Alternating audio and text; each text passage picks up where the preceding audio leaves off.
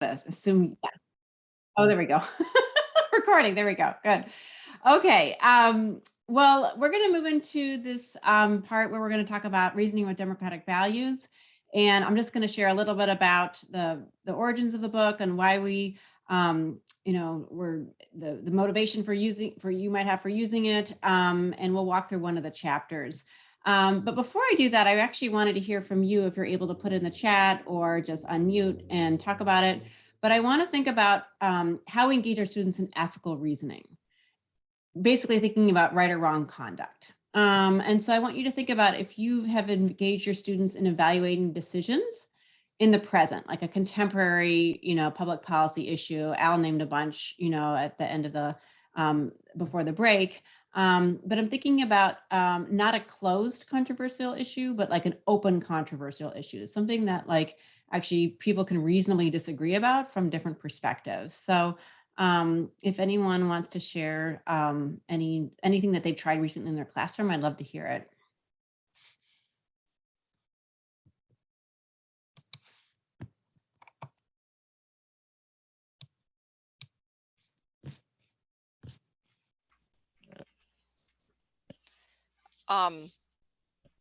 Can you hear me? Yes, yes. Okay. So I do this in a few different classes, and generally it starts with a conversation about political ideology, getting them to think about different issues from different points of view. And I know that the dive into affirmative action in Al's comment earlier reminded me of this list, and it's caused some problems in some classes where kids aren't able to let things go once they leave, but it covers a wide range of different ideology or different ideas that are either left or right leaning. This is before freshmen really grapple with what does it mean to be a liberal or conservative, and so this really opens up a conversation, and truly the activity should only take like 10 minutes to go through to figure out whether they are more right leaning or left leaning, but it always ends up taking a full block because they want to get into it. And some of the hot topics include abortion, especially now that we're seeing a lot of states challenging Roe v. Wade, and affirmative action's another one, and LGBTQ plus identity issues as well. So that's one thing. And then one of my summatives that I have modeled was about challenging barriers to vote in the United States, especially now that we're seeing a lot of different states creating, gerrymandered districts, and how that's hard to get away from, but also what are some of the barriers that people are facing, and should felons be allowed to vote? So there's a lot of, avenues into this in the civics curriculum for sure. I love the list you shared. Yeah. And I really appreciate your point about kids not knowing if they're liberal or conservative yet too, because I've done some research on that. Like, how do you identify as a liberal or conservative? And then where do you stand on these issues, and then they're completely different from, how they're identified. And so I think you're exactly right. And that's what we want kids to actually do, is to think less about their identities and more about like, but, do you think this is, a good policy decision, or where do you stand on this? Because again, like I said earlier, we want kids to develop those skills, so that they can think of their own stance on an issue later on, when they don't have a teacher or a parent or, somebody really sort of pressuring them or persuading them to feel a particular way. One thing to piggyback on that list that I shared, I have a student that I had in my civics class that I now have in my poli-sci class doing the same exact exercise, and he has flip-flopped 180 degrees. So just in the course of 2 years, just seeing how much he's learned and grown as well. So anyway, well, he had good teachers, yeah. Mm-hmm. And so, Martha has a good comment. I wonder if Sarah's planning to change her methods content as a result of the law called Freedom from Discrimination. Yeah, that's a really good question. And then I want you also to think about, have you engaged your students in evaluating decisions in the past? So judging actions from the past, because those examples are very contemporary, but there's a difference and there's a challenge when we think about how we might, evaluate decisions that were made 50, 100, 150 years ago. So is there anybody else who'd like to share how you had your students think about, an action that someone has taken or that a group has taken in the past, and evaluating it from an ethical lens?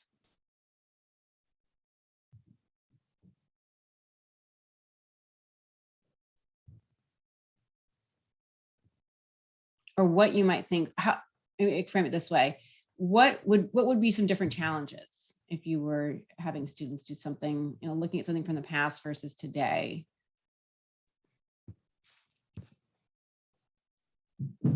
Should Andrew Jackson be on the $20 bill? Yes, my kids have very strong feelings about that. But one of the things I'm thinking is a challenge is that, like, it's very hard for kids, it's very hard for adults to take off their 2021 glasses, right? And so oftentimes my students will say, oh my gosh, people back then were so stupid. I'm like, actually, no, they're not stupid, but like we have to think about the context in which they are working. And so one of the things that I asked this question is because this book really tries to get kids to do is think about, like, people aren't necessarily stupid. It's just that they were operating in a different time period. There was, a different socio-political context. Sort of society has changed a lot in 100, 200 years. And so there's different, even in my lifetime, I've seen different things in terms of bans on smoking, LGBTQIA rights, those things have changed dramatically, even within a short period of time. And so, we have to think about the fact that, that there are just different things going on in different time periods, and kids need to be mindful of that when evaluating decisions from the past. And so we can go to the next slide. I just wanted to share about, like, why, what was the origin of this book, and what is the book about? And so this book was actually first written in 1985 by my colleague David Harris and his advisor at the time, Alan Lockwood, and they were both at University of Wisconsin-Madison, and they were from 1985. And David and I taught social studies methods classes at University of Michigan, and then he retired. And then when his retirement dream was to write a second edition to this book. And over time, over those 30 years, he basically had a file drawer of, like, interesting contemporary and historical public issues that captured his interest. And so he invited me and another colleague, Paul Dane, to actually revise the text with a lot of new chapters, but also some of the existing chapters from the previous book, and update them. And basically, when we had a retreat where we looked at all the different possible questions he had, and there must have been 100, 200, and we had to narrow it down we decided on 39 of them. And so it was a really fun activity because we really thought about, like, what do kids care about? Are we covering geography, civics, economics? Are we thinking about race? Are we thinking about gender? Of course we were, but, like, we wanted to make sure that coverage was there. And so this book was really about, that democratic values offer standards for judging that can be applied while taking into account the circumstances of that time period, of the socio-political context. And what we want to do, we frame these, each chapter has a question, and it's called Expressing Your Reasoning, and we'll do one in a minute. And basically, we cared less about how the students answer the question, and more about what their reasoning is. And so we want really to think about, democratic values and the common good, and valuing different perspectives. And so we want students to, it's less important sort of about the answer that they land on, and more about the reasoning. And again, like I mentioned earlier, it's not always crystal clear whether or not something is a liberal or a conservative. Now, I will tell you that I have a strong opinion on every one of these 39 chapters. So I actually have a strong opinion on them, but we try to write it in ways that really you could see things from different perspectives. And so we also have students making judgments about what people could do given the limitations of the time period, where sociopolitical thought was, what were the laws, what was at risk by making decisions. And so it's teaching US history, but it's also teaching about values in conflict and how they can conflict. So it's really less about right or wrong and more about, the reasoning. And so you might think, oh, I came to a civics, event today. Why are we talking so much about history? And we really strongly believe that all the disciplines, but especially history and civics, it's just impossible to disentangle them. Whether or not, if you're teaching US history, you're teaching civics. If you're teaching civics, you're teaching US history. They're just, they're really intertwined and they're naturally integrated. And I think maybe it was Peggy and sort of Sarah talking about just different sort of interdisciplinary projects that they're working on. And it's really, really exciting. And I completely agree. Project-based learning, what I do a lot of, and Jane does as well, we really get excited about the natural integration. We also know that public policy decisions need to be informed by history. And I was looking through the chat and I was looking just the examples that y'all are giving from history, look at our presidents. Clinton supported the Defense of Marriage Act as a Democrat, and someone was also talking about the standards needing to be revised. I mean, anything kind of contemporary, we do need to look at policy. We need to look at the history to inform our understandings about policy. Policymakers should look at history. They often don't, but we really do need to look at, anytime I think about a political issue now, I think, well, where were people on, beforehand? So it's important to think about the history. And then history just naturally involves matters of justice, power, human rights, decision-making, all those, sort of civic principles and skills that we think are really important in civics classes. History is, we're going to cover all of that. And so it is a history book, but I think that there's a lot of civics that we can teach within it. So on the next slide, this just shows, what we cover. So there's volumes 1 and 2. So there's 2 books, and volume 1 goes up through Reconstruction, and then volume 2 starts at that, and it goes through 2017. And basically we had to divide it. It's chronological, and then each of these sort of parts, part 1 through 10, has 4 chapters in it. We call them stories because we try to write them like stories, but they are, nonfiction. I mean, they're historical narratives. And like I said, each one has 4 different topics, 4 different chapters within. But we thought the time periods would be helpful. And so, we found that a lot of high school teachers prefer to teach the volume 2. And then middle school teachers, volume 1, US history, the time period is going to be more relevant to them. So that gives you a sense of the table of contents. And also Jane popped into the chat, rdb2.org. That's our website that we have developed. And one of the things we've done on that website, there's actually, you can download 2 free chapters. The instructor's manual, we have a pretty detailed instructor's manual. The first 44 pages of that are available there. And then the other thing we've done, this is our fun project, is that for every chapter in this, in the text, we've found contemporary like newspaper articles or issues that relate to them, because we really think it's so important for kids to understand that these are enduring questions, and there's actually contemporary relevance. So that gives you a sense of the table of contents. And then in the next slide, I talked about here's all the topics. And so, and again, when I looked at your standards, your 2006 standards, I noticed that these same topics, right? Like these are things that tend to be covered. And so, you just get a real brief sense of, what are all the different things we talked about. So we really try to teach a lot about, political and economic history. But there's a lot of stories about individuals too, who are not covered in textbooks. And so if you are the kind of teacher and if you have the kind of students who really like those sidebars in a textbook, you actually tend to be more interested in what's going on outside of the central part of the narrative, then this book, might be of interest to you, because while we teach all of the content, a lot of the content, we also diverge into these sort of into particulars of people that many people haven't heard of, that I hadn't heard of before starting this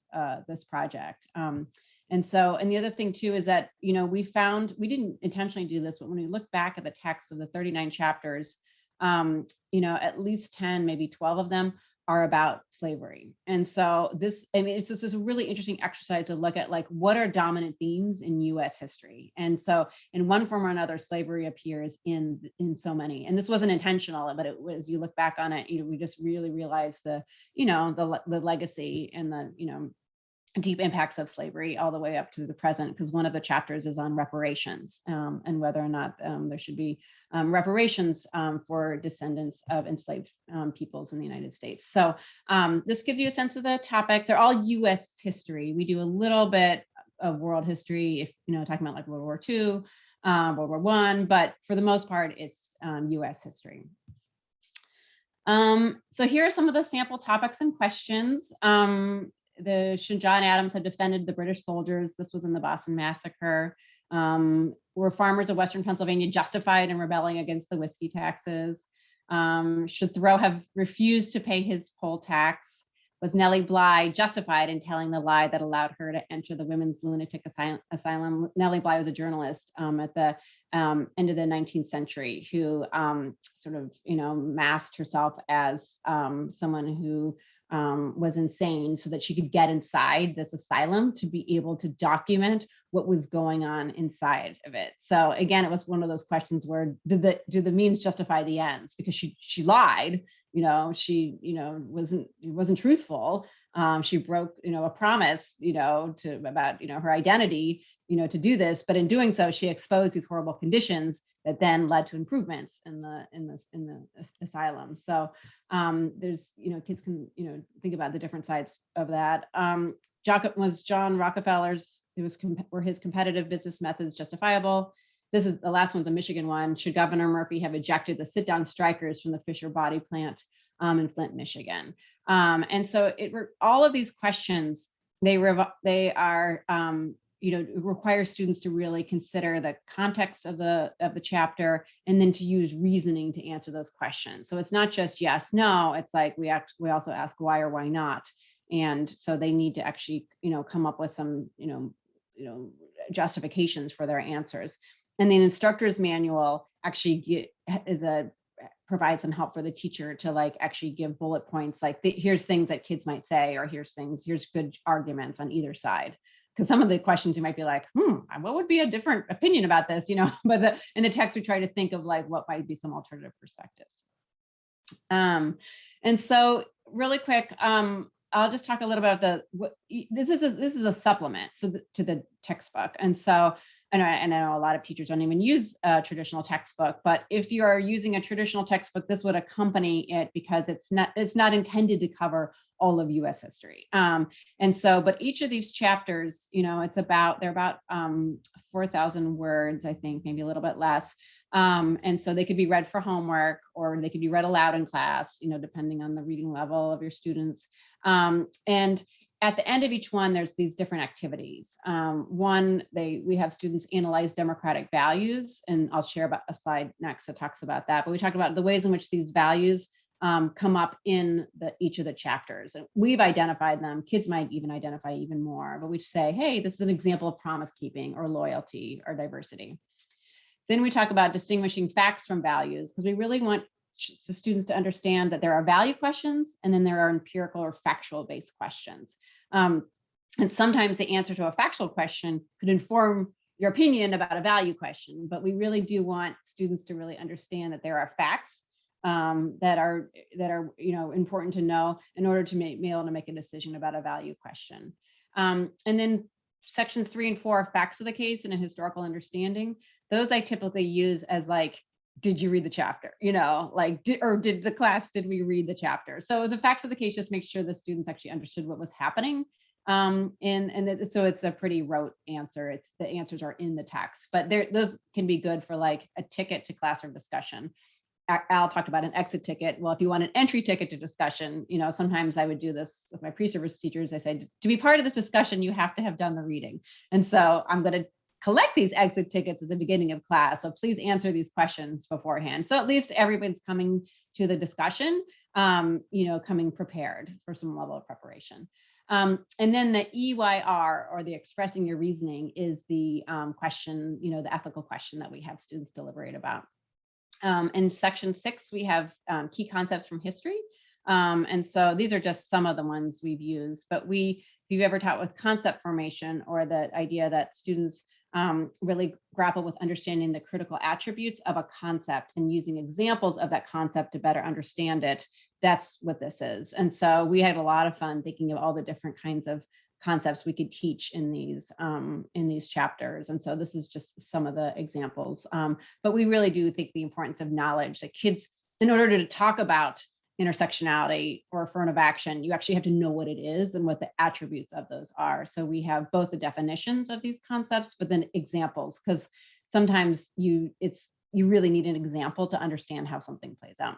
And then historical inquiry is actually an empirical question that students can research the answer to. And so this is a book more about, it's a secondary source, it's not primary source, but on historical inquiry, we often ask questions that allow the students to go and investigate, a particular question that's related to the content of the chapter, but it requires them to go, analyze sources to be able to answer that question. And so this is not a heavy inquiry text. It's really more about discussion and ethical reasoning, but we know how popular and powerful inquiry is. So we wanted to add that as a component.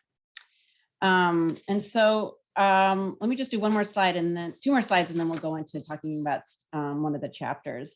These are the core democratic values that we have identified as central to not all of the chapters, but each chapter basically deals with at least 2 or 3 or 4 of these.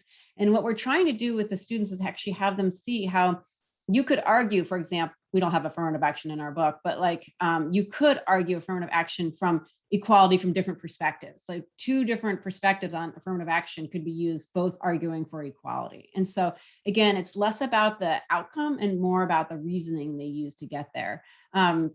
So we have authority, common good, diversity, equality, liberty, life, loyalty, promise keeping, property, and truth. And you'll notice that patriotism isn't on here, like I mentioned, because patriotism, we feel like is sort of, it's such a broad concept that we can have a lot of these sort of identified with patriotism. And justice is also not on here. And you might think, where's justice? Why isn't that's a core democratic value? Why is that on that list? Well, again, it's because it subsumes so many of these, so we think about justice being even broader. And so really, we feel like justice could be applied to any of these chapters. And so we picked values that are just sort of more specific. And so those are the core democratic values that we actually have kids, when we have the students think about the chapter, the answer to the question, we say, when in your reasoning, bring up life, bring up loyalty, bring up promise keeping, bring up truth. And the text, we also say which of the values we see as central. But, like I said, kids might end up coming up with their own. And the last thing I want to do before we move into Stealing North, one of the chapters, is just, these are 2 questions that I get a lot when I've presented on this. And critical questions, and we love critical perspectives, and we love critical questions. But a good question is, why focus on individuals and their decisions rather than on institutions? Because this is really about individual decision making and group decision making. And one of my colleagues said, the enormous problems in this country are to do with systems, not individuals.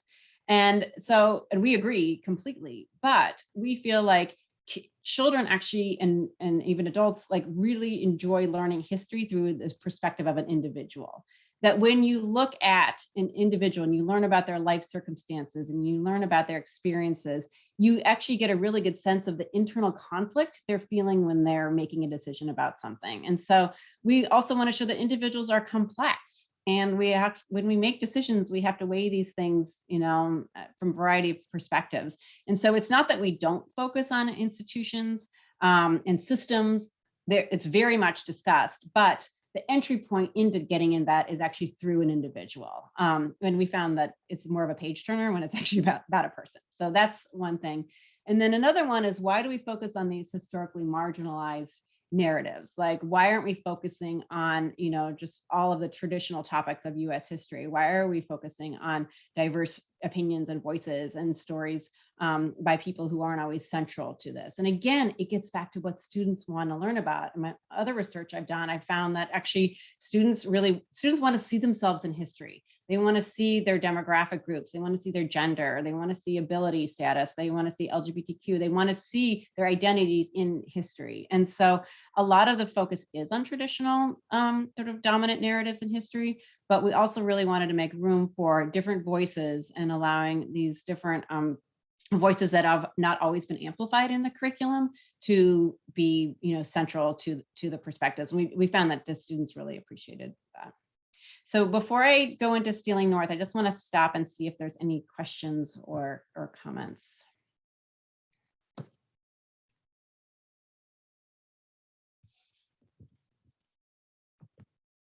Take a sip of water.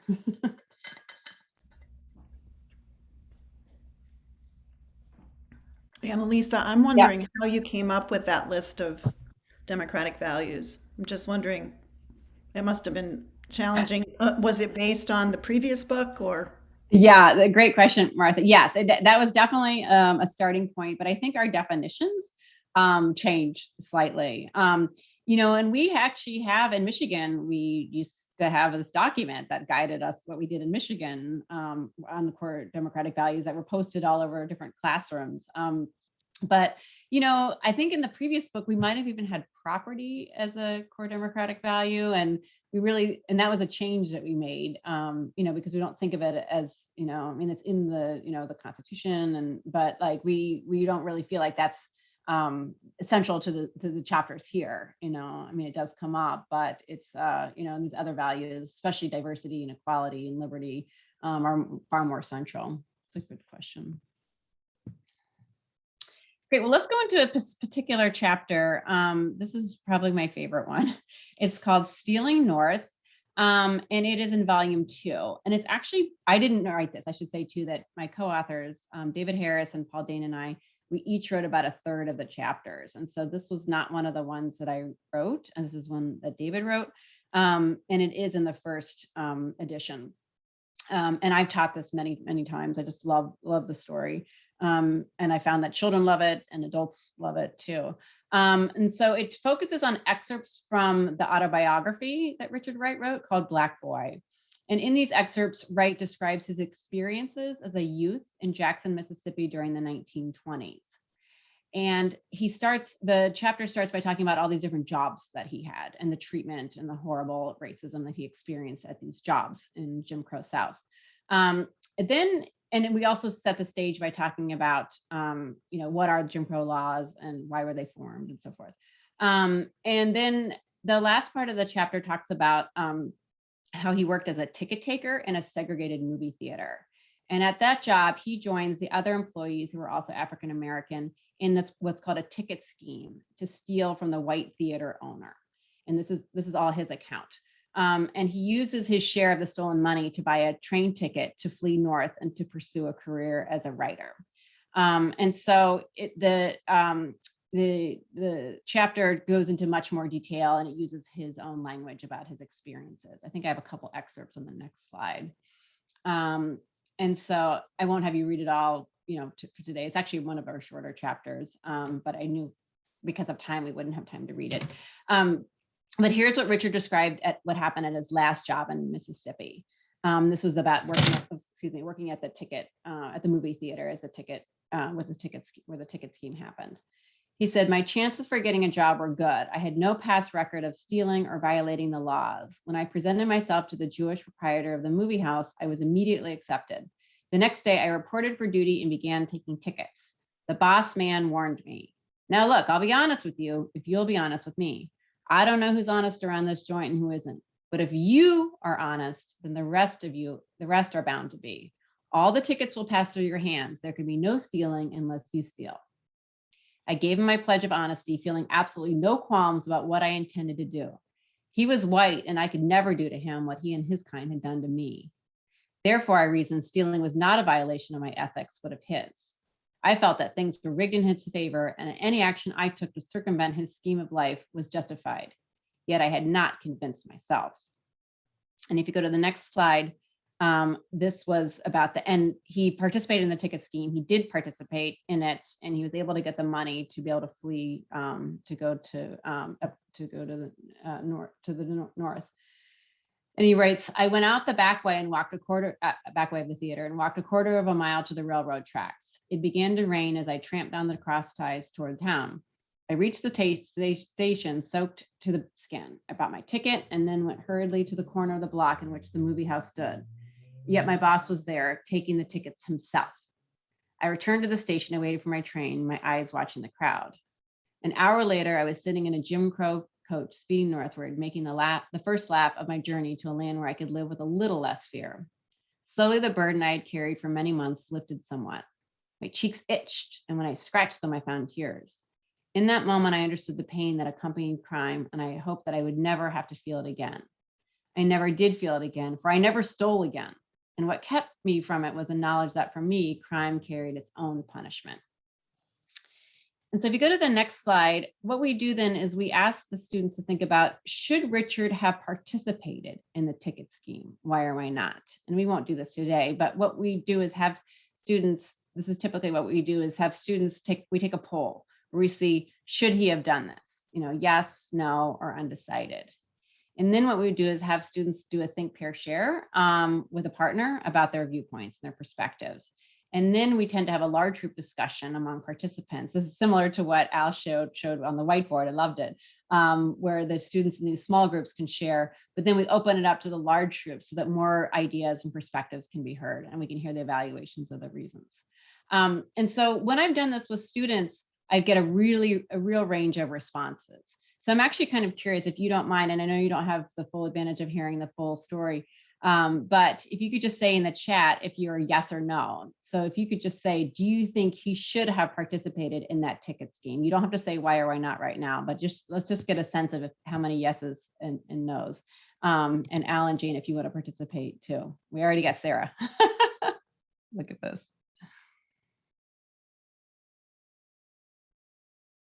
Four yeses. And Martha's a yes too. This is really, really interesting. Does someone want to share why?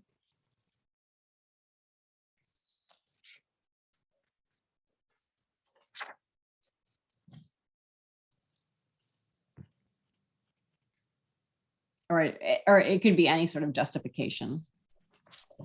No, I'll go ahead. It's Sarah. Thanks, Sarah. I think that we can always say that, stealing is morally wrong and that so much has been stolen from Richard Wright. And during the Jim Crow South, like they didn't have any opportunity. They didn't have any ability to get a toehold in, to have economic advancement, to have independence. And even though we know that stealing is wrong, I think that looking back historically, this minor crime from someone who probably didn't even feel the pinch, was going to allow this person to go lead a better life. So. Well reasoned, and I like that you use some of the democratic values in there too, as well, thinking about life and sort of liberty and so forth. Any other thoughts? Well, let me share a reason that a student actually gave, and that David Harris, the co-author, he actually used this in his dissertation, and this was actually a reasoning from like a 15-year-old. The Declaration of Independence states that governments derive their just powers from the consent of the governed. Stealing was against the law in Mississippi, but Richard and all Black people were disenfranchised. This is similar to what Sarah was saying. They were not permitted to vote in Mississippi elections for the lawmakers who made stealing unlawful. Richard and other Black people were denied an opportunity to consent and were therefore not obligated to comply with the laws of Jim Crow legislature. So if he wasn't able to have his rights as a citizen of Jim Crow South, then how do these laws apply to him?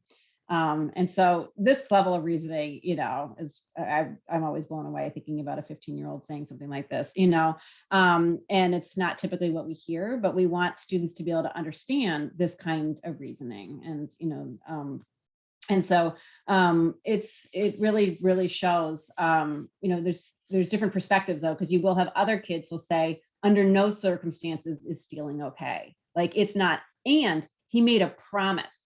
He made a promise to the theater owner that he would not do that. And he broke his word. And so, and I remember once teaching this into a classroom of teachers, and one of the teachers was a former police officer, and he could not see any other perspective because he said, under no circumstances should you steal, and he was talking about his rationale and so forth. And so it really does, it's a complex decision. I mean, it's interesting that everybody said yes. I feel the same way. I'm a yes as well. But, when you think about other reasons, about not just breaking your promise and not just stealing, but, it could be, it is how he felt. Like he wasn't himself, even his physical reaction to stealing, he knew it wasn't okay to do that. He also could have been sent to the chain gang. There could have been really, bad, horrible things that could have happened.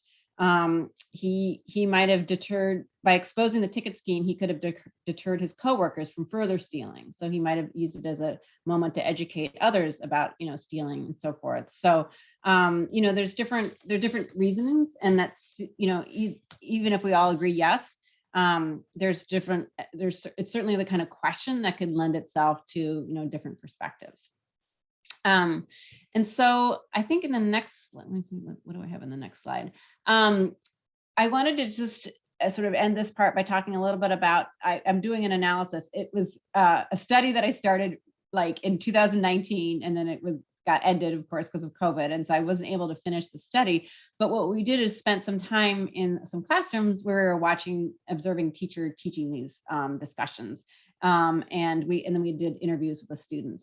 And we found that the responses by the students were really interesting. The students reported to us that they felt like the book helped dispel quote unquote dominant narratives. My favorite one is about the pilgrims. One of the kids said, I thought the pilgrims were like really cool, but like actually they weren't tolerant of other perspectives. And like that just blew my mind, So we were thrilled that it was actually, helping complexify history a little bit.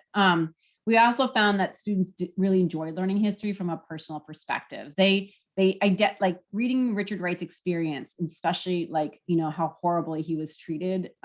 Like kids were really interested in that, and their empathy, really played out when they're reading these stories. And so, and Nellie Bly, the journalist who lied, like you get to know her and you sort of feel for her. And so we found that.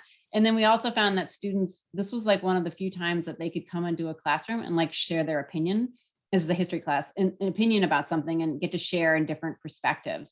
And they learned something about each other. Like there was one of the chapters is about religious diversity. And one of the students said, I had no idea my classmate was an atheist. And like, I got to hear his perspective on this, and what, how much he values religious freedom. And so they actually really enjoyed hearing different perspectives. And one of the things I was thinking about when Al was talking is the importance of being hard on content and soft on people, and that we're not attacking each other, but we are challenging each other's ideas, and so it takes a lot of skill to do that, but to be able to create a community where actually you can really challenge each other's perspectives and thinking, but still, really trust and love each other and as a community at the end of the day, or at least like each other at the end of the day. So those are just some of the preliminary findings we found from doing this halfway study, because it was ended. But I hope it gives you a sense of just the affordances of using, at least some of these chapters in your classroom.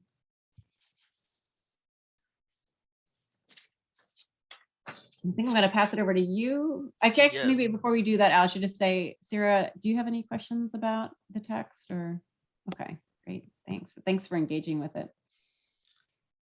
Thank you, Anne-Lise. So I want to take a few minutes to just go through some possible resources that you as classroom teachers might be able to use to kind of find some different lesson plan ideas for ways to integrate these ideas we're discussing into your particular classroom contexts. And of course, Reasoning with Democratic Values is an excellent resource to use if teaching, middle school US history, high school US history. It presents history as, it presents history from the perspective of different perspectives. Thank you for that in the chat too, Jane.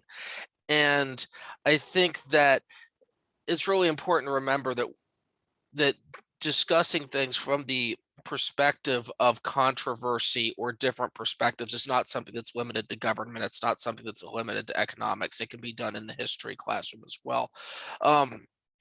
There's several resources here. I'm just going to pick a couple of them to dive into with a little bit more depth. iCivics, if you don't know iCivics, please go check out iCivics. It is incredible. The people who created that, it is awesome. It is basically teaches government related issues through the video game platform, and allows students to interact with avatars and that have to make different decisions, carrying out governmental debates ranging from the different pathways to citizenship to utilizing the Bill of Rights in your everyday life. So it's a really awesome resource. I used it a lot during COVID when I was teaching remotely, and not only do they have resources that are more geared toward the, middle school level, but they also have resources that are very relevant at the high school level as well. So the level of rigor within iCivics is widely varied. Um, Stanford History Education Group is a resource that is available thanks to Sam Weinberg and some of the work he did 10, 15 years ago. And it revolves around the idea um, of document-based questions and inquiry based on using primary and secondary sources and being able to find primary sources that are modified for student use at the middle school level or at the high school level, and then being able to learn how to dissect those resources and being able to analyze point of view, the audience, the purpose. If you teach AP US history, all of those things that you have to be able to identify when you are, doing a document-based question. SHEG, as it's colloquially known, is also starting to get into this kind of some of discussion on civic assessment and how we assess the world of civics as well. So they do some really awesome work. You can create a free account with them, tons and tons of resources. So definitely, yes, both iCivics and Sam Weinberg, really awesome resources. Highly recommend. Checkology is a resource that I have used myself during quarantine. It's a resource that has only popped up in the last couple of years, and it's a resource where it's basically a lesson plan on media literacy. It gives you the opportunity to have your students go and identify misinformation or disinformation and being able to figure out what, so on, so such and such fake news is, what being able to identify that and different elements of it, and being able to identify this notion that you need to make sure that the sources you're utilizing to learn about different issues are relevant and how to identify that. Jane, do you want to take a second and talk about your book that's coming out, Making Classroom Discussions Work?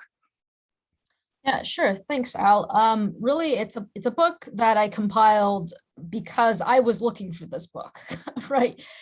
So we've known a lot about discussion, or at least those of us who teach social study, we've used it a lot, and we try to kind of you know to make it better and craft our teaching through discussion. And there have been a lot of studies done about discussion, but there's not a book out there that sort of collectively pulls all these things together, from everything from all the things that Annalisa talked about today in some cases, and Al about setting up classroom environment, all the way to like talking about the difference between debate and deliberations, and then talking about Socratic seminars, to other things that we use in discussion. So anyway, that book, I was looking for it myself, and since it didn't exist, I called like the 20 closest friends I have and colleagues and pulled together a book. That's how these things goes as an academic. But so each of the chapters actually are research based and pull on sort of experiences of either teachers or researchers in the field who've done a lot of work in discussion. And so each of those chapters kind of highlights either different methodologies or ways we can make discussion even more inclusive for different groups of students, or make it more inclusive in terms of different perspectives and things like that. So hopefully it would be useful for teachers who are hoping to include more discussion in their classroom. Thank you, Jane. You're absolutely right. I needed that book when I taught, so I will, definitely be like passing it out like candy when it goes into print.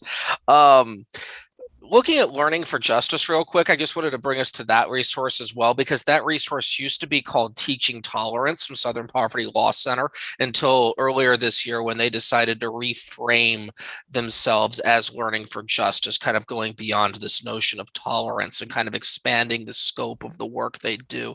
And Southern Poverty Law Center, Learning for Justice, they do some really incredible work in terms of making sure that marginalized voices are included in the history and teaching that is there. And they have a really excellent magazine that you can sign up for to get every couple of months for free, that gives lesson plan ideas. They also have free videos that you can get digitally or in DVD format that they'll send to you for free if you're a teacher with a school email address as well. So another resource I definitely want to lift up as well. And then if we want to switch the slide, I think our final kind of reflection question that we want to take our last 5 or 6 minutes to think about is, when you leave this professional development today, what might you want to try? Is there something that you heard that you're like, okay, I like that idea. I want to take that. I want to figure out what that could look like in my classroom, in my school, for this topic that I'm teaching next week, whether it be Monday or whether it be Friday, and what that might look like. So I don't know, Sarah, if you have, I don't want to put you on the spot necessarily, but if you have any thoughts in terms of, kind of, is there anything that you're taking from this today that you're thinking like, oh, I want to work with that a little bit? One thing I actually did brainstorm with my students in my freshman classes, just ask them their own democratic values, like what are our shared democratic values, and they couldn't come up with a lot that were shared other than things that come directly out of the Constitution. And so I'm actually really interested in going back and comparing the list that they generated with the list from this book. That's just one thing. And I'm actually about to flip-flop into the intro to economics portion of the civics and economics class too, and looking at choices that we make, because we don't do a lot of the mathematical economics with the ninth graders because it's just too nebulous for them, and maybe looking for narratives, how did these choices impact certain groups, like taking a look at, should we dam a river, or who would be affected by that, and looking at different historical examples, of different groups that maybe who are more marginalized, and the choices and how they affected them. But going back to these values, I love this list. This is a really succinct list that covers a lot of different areas. Sarah, I just want to say, there's in the book, there's chapter 13. It's called "A Women's Place in the Factory: The Lowell Mill Strikes and Labor Reforms." I was thinking about Lowell, Massachusetts, what you were mentioning earlier, and this is actually an economics one. It's about whether or not the women should have gone on strike to. Let me see what the question is. Should the Massachusetts legislature have passed a 10-hour workday law in 1845? Why or why not? And so, that might be kind of something neat to think about it with economics. But I love what you suggested. Yeah. Yeah, I think what that does, Anne-Lise, is it shows us that economics is connected to history too, right? Because so many students, I taught economics for 6 years, so many students are scared about economics. So many pre-service teachers are scared to teach economics too. And I had so much fun teaching it because you can connect it to government. You can connect it to US history. You can connect it to world history. And it's relevant. It's things that are happening right now. So I really like that idea of looking at economics through a lens of decision making, kind of like what Jane affirmed in the chat, looking at economics by looking at whose voices are being left out of the economic story that's being told right now. And I think that the framework you presented there, Sarah, I think is a really fabulous direction to go. I really love that. Anne-Lise or Jane, did you have any final thoughts you wanted to share before we conclude? I just want to say Sarah's the most awesome participant ever. Yes. I want to come teach with you, Sarah. You are just amazing. And anytime, you are more than welcome. If you find yourself in New Hampshire, come to my class. I was going to say, let's make it happen. You are such a dedicated teacher. I love it. Thank you so much. Yes, thank you so much for hanging in there and participating. Sarah, do you have a sense of which book you would like? Do you teach high school? Yes, I do. So I definitely, probably volume 2. I mean, I am always willing to read whatever comes my way. I'm a lifelong learner, and I can always learn new things. So 2 would definitely fit better into anything that I would be tasked with teaching. Okay. So I would love that. Great. Yes. And wonderful. I'm excited for Jane's book to come out. So I'm going to keep my eyes peeled for that. Yeah, please let us know, Jane, when that does come out, okay? Do you know when it will be out, or? Yeah, so it's on pre-order now. So if you click on that link, it'll take you there, but the print will come out sometime in mid or late January. Oh, wow. That's exciting. But I think if you buy an ebook version, it'll obviously come out sooner. Well, thank you all so much. It's been such a great, it's just so many wonderful things to I don't know, to consider, and tools and ideas. And thank you all so much for your time and expertise and participation. I would love to have all your mailing addresses because I want to send you various things. So if you could send, do you all have, I'm going to put Amanda's email in here. It's Oh, yeah, I think we have. amanda.pollock@nhcivics.org. And if you could just let her know your mailing address. And Sarah, if you could let her know, are you going to be, do you just want the 2 hour certificate, or do you want to move toward, submitting a lesson?